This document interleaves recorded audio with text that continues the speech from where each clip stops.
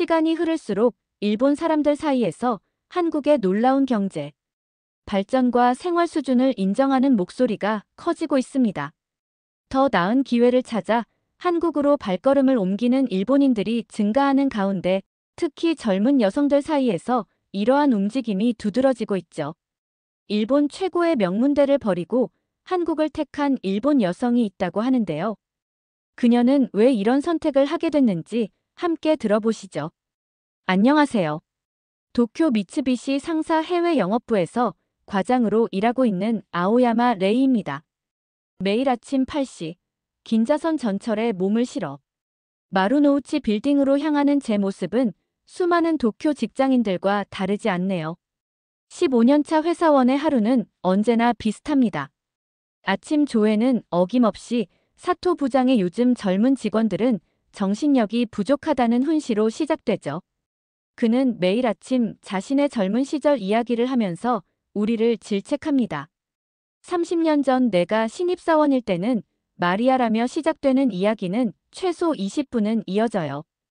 회의실에서는 더 심각합니다. 과장급 이상만 발언이 허용되고 아무리 좋은 아이디어라도 신입사원이 말하면 묵살되죠. 차례가 되어서야 겨우 발언할 수 있지만 그마저도 젊은 사원의 생각지 못한 의견이군요라며 은근히 무시당하기 일쑤예요. 저녁에는 어김없이 과장님, 오늘은 한잔하시죠? 라는 상사의 권유가 이어집니다. 이를 거절했다간 다음 인사평가에서 협동성 부족이라는 평가를 받게 될 테니 피곤해도 억지로 참석해야 하는 거죠. 술자리에서도 계급은 엄격해서 상사가 잔을 비우기 전에는 절대 마실 수 없어요. 지난주 술자리에서는 새로운 해외 프로젝트에 대한 이야기가 나왔습니다. 사토 부장은 소주잔을 들며 우리 미츠비시는 100년 전통의 기업이야. 굳이 다른 나라 기업과 손을 잡을 필요가 있을까? 라고 말했죠. 그 순간 제 머릿속에는 아침마다 보는 경제신문의 헤드라인이 스쳐 지나갔어요. 세계 시장에서 일본 기업들의 점유율이 계속해서 떨어지고 있다는 기사였습니다. 최근 우리 부서는 한국의 신생 IT 기업과 협업 프로젝트를 맡게 되었습니다. 스마트시티 개발에 관한 거대한 프로젝트였죠. 팀장인 이토 카즈키 상사는 회의실에서 한숨을 쉬며 한국 기업과 일하는 건 시간 낭비야. 그들은 아직 우리를 따라올 수 없어라며 불만을 토로했어요. 하지만 저는 최근 한국 기업들의 성장세를 지켜봐왔기에 이 프로젝트가 새로운 가능성을 열어줄 거란 생각이 들었죠. 그러던 어느 날 저녁 부모님 댁에서 충격적인 가족회의가 열렸습니다. 도쿄대 의학부 진학을 목표로 하던 동생 유나가 갑자기 서울대학교 공과대학 진학을 결심했다는 거예요. 아버지는 젓가락을 내던지며 격분하셨고 어머니는 한동안 말을 잃은 채 그저 눈물만 흘리셨습니다. 저는 늘 모범생이었던 동생이 왜 이런 선택을 했는지 이해할 수 없었죠. 도쿄대는 아시아 최고의 명문이고 의사라는 직업은 일본에서 최고의 안정성을 보장하는데 말이에요. 하지만 유나의 차분한 목소리가 식탁을 가득 채웠습니다. 일본은 이제 과거의 영광에만 사로잡혀 있어. 나는 미래를 보고 싶어. 하지만 유나의 설명은 놀라울 정도로 논리적이었어요. 일본의 경직된 시스템, 젊은이들의 좁아진 기회, 그리고 한국의 급속한 성장에 대해 차분히 이야기하더군요. 그 순간 제 안에서도 뭔가가 흔들리는 느낌이었습니다. 일본의 의대 시스템은 이제 한계예요. 신입 의사들은 10년은 기다려야 발언권을 가질 수 있고 새로운 치료법 도입도 너무 더뎌요. 하지만 서울대병원은 이미 AI 진단 시스템을 도입했고 젊은 의사들도 자유롭게 의견을 낼 수 있대요. 유나는 태블릿으로 통계 자료들을 보여주며 말을 이어갔습니다. 그 모습이 마치 거울처럼 우리 회사의 현실을 비추는 것 같았어요. 아버지의 분노는 쉽게 가라앉지 않았습니다. 30년간 도쿄대 의학부 교수로 재직하신 그분에게 딸의 선택은 배신과도 같았겠죠. 우리 가문에서 처음으로 도쿄대를 거부하다니 내 정신이 어떻게 된 거냐? 하지만 유나는 차분히 자료를 펼쳐 보였어요. 서울대 공과대학의 스타트업 창업률이 도쿄대의 3배, 졸업생 평균 연봉은 1.5배, 글로벌 기업 취업률은 2배를 기록하고 있었습니다.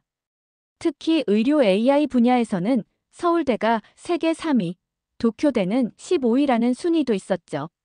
아버지, 10년 후를 생각해보세요. 일본은 점점 뒤처지고 있어요. 의료 기술도 이제는 한국이 앞서가고 있답니다.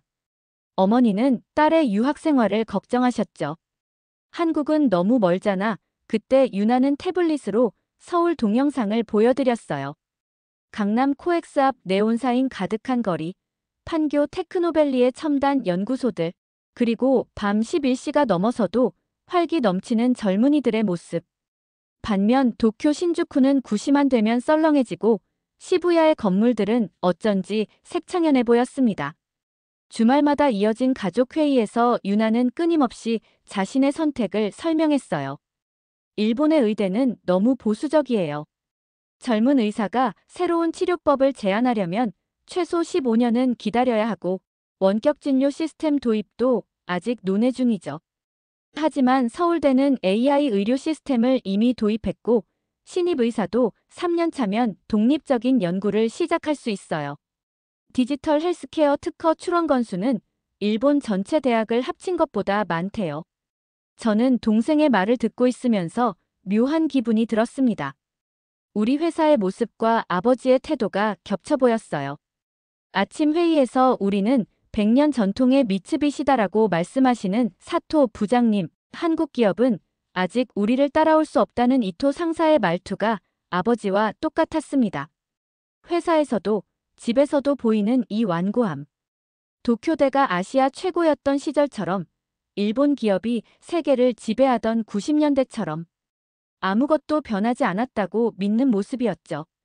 젊은 직원들의 새로운 제안은 무시당하고 해외 기업과의 협업은 기피당하는 우리 회사의 현실이 딸의 선택을 거부하는 아버지의 모습과 묘하게 닮아 있었네요. 특히 인상적이었던 건 지난주 회의실에서 있었던 일입니다. 신입사원이 한국 기업의 AI 기술 도입 사례를 발표하려 했지만 이토 상사는 아직 너무 이른 시도라며 일축했어요. 그때의 표정이 서울대 의대 시스템을 설명하는 유나의 말을 가로막는 아버지의 모습과 겹쳐 보였습니다. 한국 기업과의 첫 화상회의는 충격적이었습니다. 우리 쪽에서는 부장님과 이토 상사가 앞자리를 차지했고 저는 그 뒤에 조용히 앉아 있었죠. 한국 측에서는 20대로 보이는 젊은 직원이 당당하게 발표를 이어갔어요. 우리가 개발한 AI 기반 스마트시티 시스템은 이미 두바이에 수출이 확정됐습니다. 이토 상사의 얼굴이 굳어졌습니다. 그가 준비한 발표 자료에는 일본의 전통적인 도시 개발 방식만 있었을 뿐 AI나 빅데이터란 단어는 찾아볼 수 없었거든요. 아직 검증되지 않은 기술은 위험합니다. 우리는 50년의 노하우가 있습니다. 이토 상사의 말에 한국팀의 프로젝트 리더가 미소를 지으며 대답했어요. 50년 전 방식으로는 미래 도시를 만들 수 없습니다. 회의가 끝나고 사내 메신저로 한국팀의 발표 자료가 공유됐습니다. 그들의 스마트시티 프로젝트는 이미 놀라운 성과를 보여주고 있었어요. 두바이 신도시 개발에 2조 원 규모로 참여했고 사우디 네옴시티의 AI 인프라 구축권도 따냈더군요. 베트남 하노이와 인도네시아 자카르타의 스마트시티 프로젝트까지 작년에만 5개의 메가 프로젝트를 수주했습니다. 슬라이드를 넘길 때마다 충격적인 수치들이 나왔어요. 지난해 스마트시티 관련 특허 출원 건수는 우리의 4배, 연구 인력은 2배, 평균 나이는 오히려 10살이나 젊었습니다. 가장 인상적이었던 건 의사결정 속도였죠. 새로운 기술 도입에서 실제 적용까지 3개월이면 충분했다고 해요. 반면 우리 회사의 실적 자료를 보니 마음이 무거워졌습니다. 스마트시티 사업 매출은 2015년부터 10년째 제자리 걸음이었고 작년에 수주한 프로젝트는 모두 전통적인 도시 개발 방식을 고수한 소규모 사업들 뿐이었죠. 연구개발팀의 신규 채용은 5년째 동결된 상태였고 새로운 기술 도입을 위한 결제는 평균 1년이 걸린다는 통계도 있었습니다. 그날 저녁 이토 상사는 평소보다 더 많은 술을 마셨어요. 요즘 것들은 선배를 무시해. 기술이 전부가 아니야. 그의 목소리에는 불안감이 묻어났습니다. 술자리가 무르익을 때쯤 그가 충격적인 말을 했죠. 사실 내 아들도 한국 기업에 취직했어. 일본에선 기회가 없다면서. 다음 날 아침 회의실에서 프로젝트 자료를 검토하던 중 유나에게서 메시지가 왔습니다. 서울대 의대 연구실에서 개발 중인 AI 진단 시스템이 국제학회에서 최우수상을 받았다는 뉴스였어요. 특히 놀라웠던 건 연구팀 평균 나이가 29세라는 점이었습니다. 우리 회사 연구팀은 평균 45세인데 말이죠. 자료를 정리하다 보니 한숨이 나왔어요. 우리가 6개월째 검토 중인 AI 기술은 이미 한국에서 상용화 단계에 들어섰다는 걸 알게 됐거든요. 그때 이토 상사가 들어와 제 어깨를 두드렸습니다. 평소와는 다른 조금은 수줍은 목소리였어요. 레이 과장, 다음 주 서울 출장인데 혹시 한국어 좀 배워둘까? 주말 도쿄 로폰기의 한 카페에서 우연히 김도현을 만났습니다. 도쿄대 로스쿨 박사과정에 재학 중이면서 한국 스타트업의 법무팀장을 맡고 있다는 그는 제가 생각하던 전형적인 한국인과는 달랐어요. 일본에 살면서 한국 기업에서 일한다고요? 제 질문에 그는 웃으며 노트북을 펼쳤습니다. 화면에는 서울 본사와의 화상회의가 열려 있었고 개발자들이 실시간으로 코드를 공유하고 있었죠. 시차는 오히려 장점이에요. 도쿄에서 공부하는 동안 서울 업무를 처리할 수 있으니까요. 그의 설명은 계속되었습니다. 한국 스타트업은 직급이나 나이에 상관없이 능력으로 평가받고 새로운 아이디어는 즉시 검토된다고 해요. 결제도 최대 이틀이면 끝난다는 말에 깜짝 놀랐죠. 우리 회사는 한 달이 걸리는데 말이에요. 일본 기업들이 놓치는 게 있어요. 김도연의 말투는 조심스러웠습니다. 지금은 속도의 시대잖아요. 회의만 하다가 시장을 놓치면 그걸로 끝이에요. 우리 회사는 지난주에도 3건의 특허를 출원했는데 일본 기업들은 아직도 검토 단계라고 하더라고요. 커피를 마시며 그의 하루 일과를 들었습니다. 오전에는 도쿄대 수업을 듣고 오후에는 서울 본사와 화상회의. 밤에는 싱가포르 지사와 미팅도 한다고 해요. 처음에는 일본 로펌에 지원했어요. 근데 면접관이 한국인이 일본 로펌에서 무슨 일을 하겠냐고 하더군요. 그래서 오히려 각오가 생겼죠. 대화를 나누는 중에도 그의 휴대폰은 쉴 새 없이 울렸습니다. 서울에서 온 이메일, 샌프란시스코 지사의 메시지, 그리고 새로운 프로젝트 제안까지. 일본은 아직 팩스를 고집하지만 우리는 이미 블록체인 기반 전자계약을 쓰고 있어요. 집으로 돌아오는 길, 문득 유나의 말이 떠올랐습니다. 미래를 보고 싶다던 그 말의 의미를 이제야 조금은 이해할 수 있을 것 같았어요. 김도현의 생활 방식은 마치 10년 뒤 우리의 모습을 보는 것 같았습니다. 회사로 돌아와 보니 분위기가 심상치 않았어요. 한국 기업과의 프로젝트 건으로 임원회의가 열렸다고 합니다. 평소 강경파였던 이토 상사가 우리도 변해야 한다고 주장했다는 소문이 돌더군요. 그리고 저녁 주머니 속 휴대폰이 울렸습니다. 이토 상사였어요. 다음 주 서울 출장. 혹시 김도현 씨 연락처 좀 있나? 서울 출장 첫날, 우리는 강남의 한 스타트업을 방문했습니다. 이토 상사는 넥타이를 꽉 매고 왔지만 회사에 들어서자마자 당황한 기색이 역력했어요. 직원들은 모두 캐주얼한 복장이었고 CEO는 청바지 차림으로 우리를 맞이했거든요. 로비에서부터 달랐습니다. 직원들이 자유롭게 어울려 커피를 마시며 토론하고 있었고 한쪽에서는 누군가 소파에 기대 노트북으로 코딩을 하고 있었어요. 이토 상사는 넥타이를 살짝 느슨하게 풀었지만 여전히 긴장한 표정이었습니다. 이게 정말 회사가 맞나? 그의 목소리에는 혼란스러움이 가득했죠. 회의실은 더 충격적이었습니다. 20대로 보이는 개발팀장이 바로 프레젠테이션을 시작했어요. 우리가 개발한 AI 시스템은 이미 미국 FDA 승인을 받았습니다. 다음 달부터 실제 의료 현장에 도입될 예정이고요. 이토 상사가 옆에서 속삭였습니다. 저렇게 어린 직원이 어떻게 팀장이. 점심시간 구내 식당에서 더 놀라운 광경을 목격했어요. CEO와 신입사원이 같은 테이블에서 식사를 하며 격에 없이 대화를 나누고 있었습니다. 일본에서는 상상도 할 수 없는 광경이었죠. 그때 김도현에게서 메시지가 왔어요. 오늘 저녁에 시간 있으세요? 제가 다니는 스타트업도 소개하고 싶은데. 저녁에 방문한 김도현의 회사는 더 파격적이었습니다. 직원들은 밤 10시가 넘었는데도 열정적으로 일하고 있었어요. 하지만 강제성은 전혀 없어 보였죠. 우리는 자율 출퇴근이에요. 성과만 낸다면 언제 어디서 일해도 상관없죠. 옆자리에서는 화상으로 미국 지사와 회의가 진행 중이었고, 한쪽에서는 20대 연구원들이 새로운 기술을 테스트하고 있었습니다. 호텔로 돌아오는 길, 이토 상사가 한숨을 쉬었어요. 우리가 너무 뒤처진 걸까? 그의 손에는 아까 받은 명함이 들려 있었습니다. CTO, 박민준, 26세. 우리 회사에서는 40대 중반이 되어야 겨우 과장 진급이 가능한데 말이죠. 그날 밤 이토 상사는 호텔바에서 평소와 다르게 술을 마셨습니다. 레이 과장, 나 지금까지 뭘 한 걸까?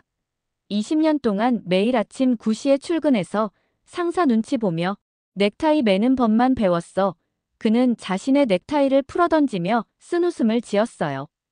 여기 직원들은 나이도 어린데 세계를 상대로 경쟁하고 있어. 우리는 그저 과거의 영광에 사로잡혀 있었던 거야. 서울 출장에서 돌아온 이토 상사는 달라져 있었습니다. 평소처럼 넥타이를 꽉 매고 정장을 차려입었지만 뭔가 불안해 보이는 눈빛이었어요. 아침 회의에서 그가 갑자기 폭탄 선언을 했습니다. 우리도 한국처럼 업무 방식을 바꿔보면 어떨까요? 회의실이 순식간에 얼어붙었습니다. 사토 부장이 차가운 목소리로 물었어요. 이토 과장, 우리는 100년 전통의 미츠비시입니다. 뭘 바꾸자는 건가요? 하지만 이토 상사는 물러서지 않았습니다. 한국 기업은 이미 우리를 앞섰습니다. 실적이 증명하고 있잖아요. 점심시간 회사 구내식당에서는 이토 상사를 비난하는 목소리가 들려왔습니다. 한국에 가더니 이상한 생각만 배워왔어. 젊은 직원들 선동하려는 거 아냐? 하지만 젊은 직원들 사이에서는 다른 이야기가 오갔어요. 사실 우리도 변해야 하는 거 아닐까? AI 도입은 진짜 시급한데. 그날 저녁 이토 상사가 갑자기 제자리로 찾아왔습니다. 그의 손에는 사직서가 들려 있었어요. 레이 과장, 나 결심했어. 이대로는 안 되겠어. 알고 보니. 그는 한국 스타트업으로부터 영입 제안을 받았다고 합니다. 거기서는 내 나이가 아닌 능력을 보고 평가해준대. 여기서는 앞으로 10년을 더 기다려야 할 직급을. 다음 날 아침, 사토 부장은 분노를 감추지 못했습니다. 배신자야. 100년 된 회사를 등지다니. 하지만 저는 이토 상사의 책상 위에 놓인 메모를 보고 깜짝 놀랐어요.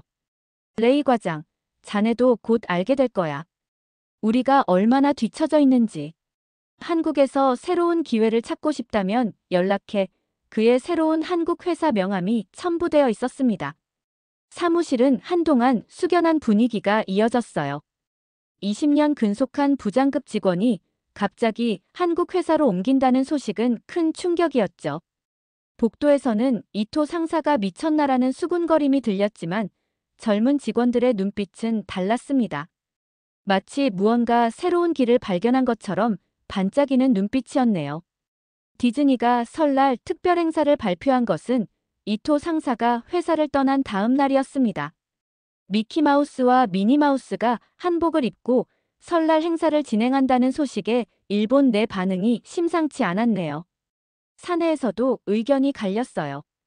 연로한 임원들은 한국이 설날을 독점하려 한다며 반발했지만 젊은 직원들은 달랐습니다. 특히 우리 팀의 신입사원은 이제 세계가 한국 문화를 인정하는 거조라며 눈을 반짝였어요. 그날 저녁 사토 부장이 긴급 회의를 소집했습니다. 우리도 일본 전통 의상으로 디즈니와 협업을 추진해보자는 제안이었죠. 하지만 회의는 곧 냉랭해졌어요. 우리에게는 한국처럼 빠른 의사결정이나 창의적인 기획력이 부족했기 때문입니다. 그때 유나에게서 연락이 왔네요. 서울대 근처 식당에서 열린 디즈니 설날 행사 사진이었습니다. 미키마우스의 한복 차림을 본 순간 일본의 젊은이들이 왜 한국으로 떠나는지 이해할 수 있었어요. 우리가 지켜온 전통은 점점 낡아가는데 한국은 전통을 새롭게 만들어가고 있었죠. 다음 날 회사에서 충격적인 소식을 들었습니다.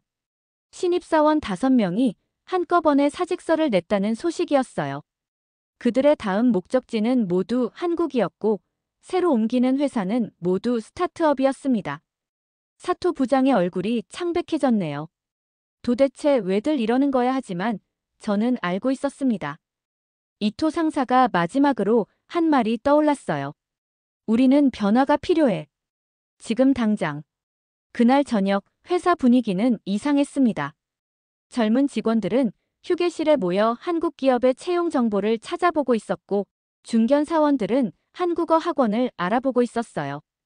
평소 같으면 야근이 당연했을 시간에 사무실은 텅 비어 있었죠. 복도에서는 우리도 늦기 전에 결단을 내려야 하는 거 아닐까? 라는 작은 목소리들이 들려왔습니다. 회사는 이제 매일 아침 충격적인 소식으로 시작됐습니다. 이토 상사가 떠난 지 일주일 만에 중간 관리자급 직원 셋이 한국 기업으로 이직했다는 소식이 들려왔네요. 모두 실력은 뛰어났지만 나이 때문에 진급을 기다려야 했던 직원들이었어요. 사토 부장은 위기감을 느꼈는지 긴급 임원 회의를 소집했습니다. 우리도 변화가 필요합니다. 젊은 직원들의 의견을 더 적극적으로 수용하고 하지만 그의 목소리는 공허하게 들렸어요. 30년간 한 번도 바뀌지 않았던 회의 방식으로 변화를 논하는 것 자체가 모순이었죠. 그러던 중 유나에게서 연락이 왔어요. 서울대 병원에서 새로 개발한 진단 시스템이 세계 의료계의 주목을 받고 있다는 내용이었습니다. 첨부된 사진 속에는 젊은 의사들이 자유롭게 토론하는 모습이 담겨 있었네요. 며칠 뒤 본사에서 특별 지시가 내려왔어요. 한국의 스타트업 문화를 연구해 보고서를 작성하라는 것이었죠. 하지만 제 책상 서랍 속에는 이미 한국행 비행기 표가 준비되어 있었습니다. 이토 상사의 메시지가 계속 머릿속을 맴돌았어요. 레이 과장, 이제 우리 세대가 새로운 길을 만들어야 할 때야. 한밤중 아버지께 전화를 걸었네요. 유나의 선택을 반대하셨던 아버지는 한동안 말씀이 없으셨습니다. 내가 정말 가고 싶다면 아버지의 떨리는 목소리에서 시대의 변화를 느낄 수 있었어요. 일주일 후 회사에 사직서를 제출했습니다. 사토 부장은 한숨만 쉬었고 젊은 직원들은 부러운 눈빛을 보냈네요. 짧은 작별 인사를 마치고 집으로 돌아와 짐을 꾸렸어요. 서랍 속에서 나온 낡은 명함 꽂이를 보며 생각했습니다. 이제 이런 건 필요 없겠죠. 서울 강남의 한 빌딩에서 첫 출근을 시작했습니다. 넥타이를 매지 않은 것이 어색했지만 청바지 차림의 직원들 사이에서 오히려 정장이 더 어울리지 않았네요. 유나가 추천해준 회사였어요. 한국의 의료기술 스타트업이었죠. 첫날부터 한국 회사의 문화는 저를 놀라게 했습니다. 아침 회의에서 신입사원이 발표를 시작하자 긴장된 마음으로 지켜봤어요. 일본이었다면 상사의 눈치부터 봤겠지만 그는 자신의 의견을 당당하게 밝혔고 부장급 직원은 오히려 흥미롭다는 듯 고개를 끄덕였네요. 제 옆자리의 프로젝트 리더는 고작 26이었지만 팀을 이끄는 모습이 믿음직스러웠습니다. 점심시간 건물 앞 카페에서 우연히 이토 상사와 마주쳤어요.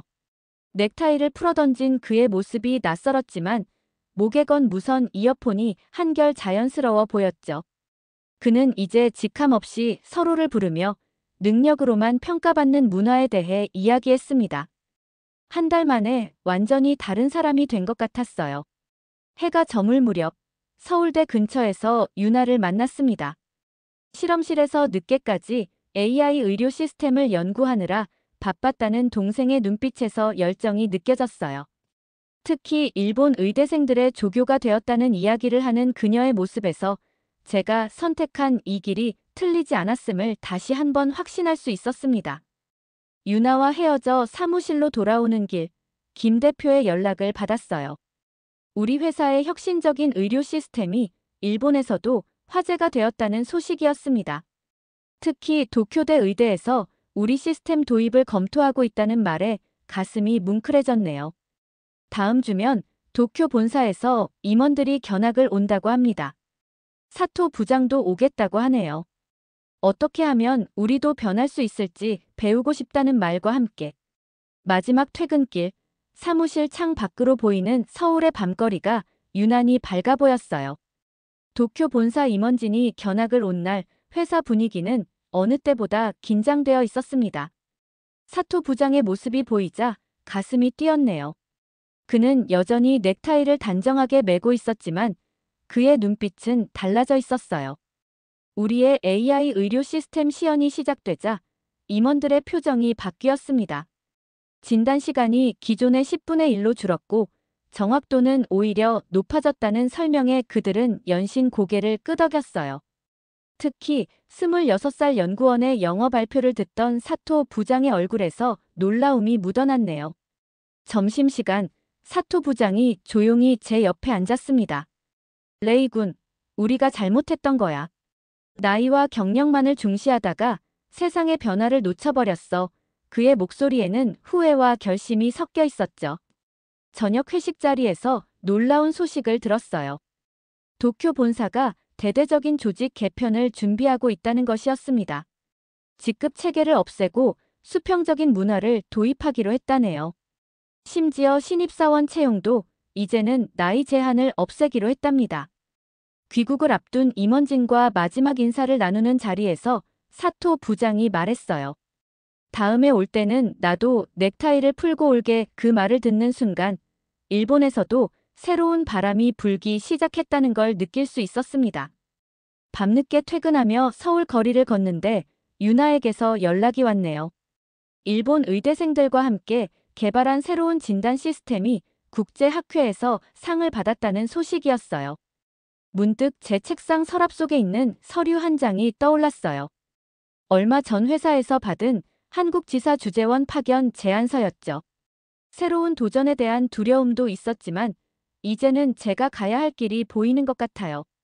한국에서의 삶은 제가 꿈꾸던 모든 것을 가능하게 해줄 것 같습니다. 수직적인 위계 질서에서 벗어나 자유롭게 의견을 나누고 나이나 성별에 관계없이 실력으로 인정받을 수 있는 곳. 야근이 미덕이 아닌 효율적인 업무와 자기 개발이 중요한 문화. 그리고 무엇보다 새로운 도전을 두려워하지 않는 사회. 며칠 전 드디어 파견 제안을 수락했다는 답변을 보냈습니다. 부모님도 이제는 제 선택을 이해해 주시더군요. 어머니께서는 미카를 보니 너의 선택도 틀리지 않을 것 같다고 말씀해 주셨어요. 이제 저는 새로운 꿈을 꾸기 시작했습니다. 한국에서의 생활은 제게 단순한 해외 근무가 아닌 새로운 삶의 시작이 될 것 같아요. 미카가 그랬던 것처럼 저도 이제 제 인생의 새로운 챕터를 써내려가려고 합니다. 서울에서의 첫 출근을 기다리며 오늘도 열심히 한국어를 공부하고 있네요. 오늘의 사연 어떻게 들으셨나요? 사연이 여러분의 마음을 울렸다면 구독과 좋아요, 댓글 많이 남겨주세요. 부탁드립니다. 영상 시청해주셔서 감사합니다.